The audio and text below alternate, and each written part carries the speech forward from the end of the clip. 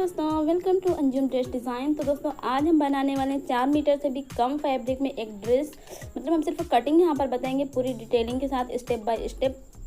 आपको वीडियो को बिना स्किप किए हुए लास्ट तक देखना है, तभी आपको समझ में आएगा। मतलब 4 मीटर से कम फैब्रिक है या आपको डिज़ाइनिंग के लिए थोड़ा सा फैब्रिक बचाना है कोई भी ड्रेस से, तो आप आसानी से इससे कट कर सकते हैं। 4 मीटर से आपका फैब्रिक बच भी जाएगा और अगर कम होगा तभी भी ये ड्रेस आपकी आसानी से कट हो जाएगी। तो वीडियो को आपको बिना स्किप किए हुए लास्ट तक ध्यान से देखना है, बिल्कुल भी स्किप नहीं करना है। तो हम यहाँ पर कटिंग शुरू करते हैं। तो सबसे पहले यहाँ पर ये देखिए फैब्रिक को इस तरह से, ये देखें ये फैब्रिक हमने यहाँ पर इस तरह से ओपन कर लिया। ये हमारा 4 मीटर से कम फैब्रिक था। पूरी ड्रेस शलवार और कुर्ता हम यहाँ पर बनाएंगे। तो सबसे पहले हमने क्या करना है, शलवार के लिए जो हमारा मतलब कली कुंदे का फैब्रिक होता है, नीचे कली का बेल्ट को छोड़कर जितना भी आता है हम उसकी लंबाई यहाँ पर निकाल लेंगे। तो हमने यहाँ पर 32 इंच का ये फैब्रिक हमने यहाँ पर एक मार्क किया। ये देखिए हमने इसे बीच सेंटर से ओपन नहीं किया था। क्या होता है, सेंटर से फैब्रिक फोल्ड होते हैं, तो हमने वहीं से इसे इस तरह से देखें 32 इंच पर हमने यहाँ पर एक मार्क लगा लिया। फिर इस तरह से इसे डबल फोल्ड कर लिया 32 इंच का ही। ये देखिए यहाँ पर हमने 32 इंच पर इसे डबल फोल्ड कर लिया। डबल फोल्ड करने के बाद हम क्या करेंगे, यहाँ से इसे कट कर लेंगे। ठीक है, 32 इंच का हमने यहाँ पर डबल फोल्ड किया, मतलब कि 64 इंच फैब्रिक हमने यहाँ पर 64 इंच पर हमने ये पूरा फैब्रिक कट कर लिया। अब हम क्या करेंगे, इसके 2 पार्ट करेंगे। यहाँ पर ये जो हमने 32 इंच 32 इंच पर हमने फोल्ड किया था, तो यहाँ से हम इसके दो जो है पार्ट कर लेंगे। यहाँ पर 2 पार्ट्स हमने इसके कर लिए। ये हमारा कली कुंदे साइड का हो गया। हम इसे रख देंगे साइड में। ठीक है, साइड में हम यहाँ पर हमने रख दिया 32 इंच के 2 पार्ट कट करके। अब यहाँ पर ये जो हमारा फैब्रिक बचा है, इससे हम क्या करेंगे, जो हमारी कुर्ती है वो कट करेंगे। तो यहाँ पर ये देखें फैब्रिक हमने इस तरह से ओपन कर लिया। यहाँ से हम इसे इस तरह से डबल फोल्ड करेंगे। देखिए ओपन करने के बाद यहाँ पर इस तरह से इसकी जो लंबाई वाली साइड थी उसी साइड से हमने यहाँ पर इसे डबल फोल्ड कर लिया।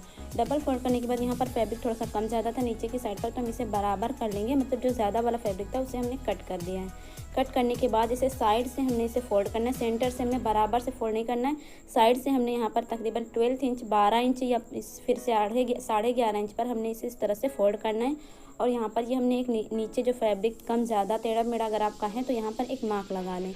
उसके बाद यहाँ पर 2 इंच ऊपर हमने दामन, जो मार्जिन दामन का होता है फोल्ड करने के लिए, वो हमने यहाँ पर मार्क कर लिया है। फिर यहाँ पर कुर्ते की जो लंबाई है वो हम मार्क करेंगे। लंबाई हमारी यहाँ पर आसानी से 38 इंच 38 इंच की कुर्ती, मतलब बहुत ही ज़्यादा लंबी कुर्ती यहाँ पर बन सकती है। तो यहाँ पर हमने इस तरह से मार्क कर लिया। फिर शोल्डर का हम मार्क करेंगे। यहाँ पर आपको देखना है किस तरह से मार्क करना है। सबसे पहले आपको ऊपर शोल्डर का दामन मार्क करने के बाद फिर शोल्डर मार्क करना है। फिर शोल्डर का जो डीप है वो मार्क करना है। तो यहाँ पर 7 इंच हमने शोल्डर की विड्थ और 7 इंच शोल्डर की डीप हमने रखी हुई है। फिर यहाँ पर हम फिटिंग मार्क करेंगे। फिटिंग आप अपने अकॉर्डिंग रख सकते हैं। हमने यहाँ पर 10 इंच पर मार्क किया है। फिर यहाँ पर हमने इतनी दूर से हमने चाक खोलना है, तो यहाँ पर हमने 13 इंच पर ये मार्क किया है। आपको जितनी दूर से मार्क करना है, आप ऊपर से फिटिंग जहाँ तक आपको सिलाई लगानी है वो मार्क लगा लें। फिर चाक मार्क करना है। फिर सेंटर में हमने इन दोनों ऊपर वाले जो निशान थे, दोनों निशान के बीच में हमने सेंटर में एक मार्क फिटिंग का लगाया। तकरीबन 7 इंच नीचे, वो ऊपर वाले निशान से 7 इंच नीचे होना चाहिए। फिर हमने दामन का यहाँ पर निशान लगाया। फिर जितनी आपको दामन रखनी है उस हिसाब से आप मार्क लगा सकते हैं। फिर जो सर्कल है शोल्डर का वो हमने लगाया और मार्जिन का निशान लगाया, और फिर हम इस तरह से इसे कट कर लेंगे। तो हमारी ये जो कुर्ती है वो कट हो चुकी। अब कुर्ती कट करने के बाद यहाँ पर ये जो साइड में बचा हुआ फैब्रिक है वो आप देखें, यहाँ पर हम कुर्ती को रखेंगे साइड में, और यहाँ पर ये जो साइड में बचा हुआ फैब्रिक है इससे हमारी जो स्लीव्स हैं वो कट हो जाएंगी और जो हमारे शलवार की जो बेल्ट है वो बहुत आसानी से निकल आएगी। तो यहाँ पर हमने इस तरह से फैब्रिक को सेंटर से फोल्ड करना है और फिर इस तरह से जो स्लीव्स हैं वो हमने मार्क करनी है। तो स्लीव्स की हमने यहाँ पर विड्थ इस तरह से मार्क कर ली।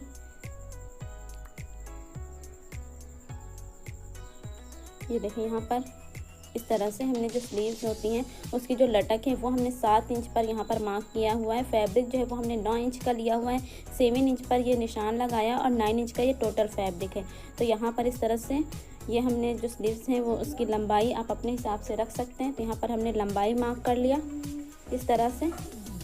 लंबाई के बाद हमने यहाँ पर ये बॉटम का जो मार्जिन है वो हमने लगाया, मतलब बॉटम का जो निशान है वो लगाया। मार्जिन यहाँ पर फैब्रिक आप लेना ना भूलें। तो यहाँ पर हमने ये देखें पूरा मार्जिन का फैब्रिक लेते हुए स्लीव्स को हमने इस तरह से कट कर लिया है।